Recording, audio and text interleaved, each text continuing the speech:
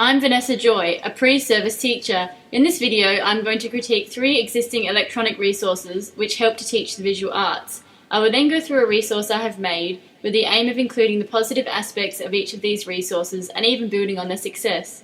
The topic that all 4 resources focus on is art room safety, and the content delivered through these resources is targeted towards Year 7 students. All 3 existing resources and the resource that I've created have links to the Australian curriculum for Year 7 students. As per ACAVAM 121, Year 7 students are required to practice techniques and processes to enhance representation of their ideas in their art making. An elaboration of this includes demonstrating awareness of safe studio practices, for example designing safety posters or producing film clips. And this curriculum link addresses 4 different criteria, including literacy, information and communication technology capability, critical and creative thinking, and personal and social capability. The first resource is a video from YouTube about art room safety. Some positives of this video include the length of the resource, which was short and engaging. The audio used in the resource helps to engage the audience. The special effects were well done, and the messages were emphasised using text. But some negatives included violence, which might be unsuitable for Year 7 students. The examples given in the video could give students ideas about how to behave inappropriately, which defeats the message of the video. The footage was poor quality. There is not enough detail to fulfill curriculum requirements, and as far as access goes, it was easy to access on YouTube, but it probably isn't suitable for Year 7 students because of the violence and maturity level of some students. The second resource is a PowerPoint downloaded from teacherspayteachers.com, and it provides in-depth information about art room safety. There is an assessment tool within the resource, which is a short quiz, so that students can check their understanding. It also uses a lot of symbols, tables and imagery to explain concepts, and describes lesson objectives at the start of the presentation so that it is clear for the students and the teacher.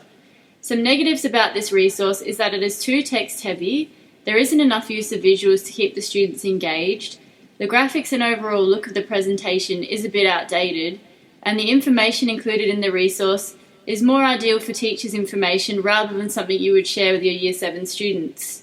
It was difficult to access this PowerPoint because you have to pay to download it, and it is suitable for the age range of Year 7 students, but it is a bit complex and long-winded. The final resource is a website about art room safety.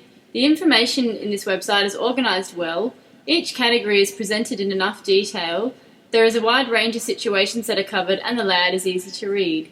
Some negatives include that it is a bit too text heavy, there's not enough visuals, it's not interactive, and it isn't engaging in the presentation of information. It was easy to access since it's a website, and the language is suitable overall for a Year 7 audience, but they may not be engaged by the presentation. The resource I have made is an interactive PowerPoint. It includes modern and engaging graphics which suit a Year 7 audience. I deliberately chose imagery that reflects a multicultural Australian classroom to make it relevant and inclusive. I included clear lesson objectives at the start of the presentation so that the students know the purpose of the lesson. I have made my PowerPoint visually orientated and less text heavy. I wanted to make a resource which was culturally inclusive by keeping the 4th way of Yunka Porter's 8 ways of learning in mind. This caters for Indigenous students who learn more effectively through symbols and imagery according to Purso and Hayward 2015. I have used questioning in my PowerPoint to make it more engaging and to encourage active discussion within the classroom. There are open and closed questions. Questioning can be used to keep the students on task and to encourage them to engage in meaningful learning according to Roy Killen 2013. I tried not to make the questions too difficult so that it would suit Year 7 students, since Woolfolk and Margetts 2013 state that the best pattern for younger students in simple questions that allow a high percentage of correct answers.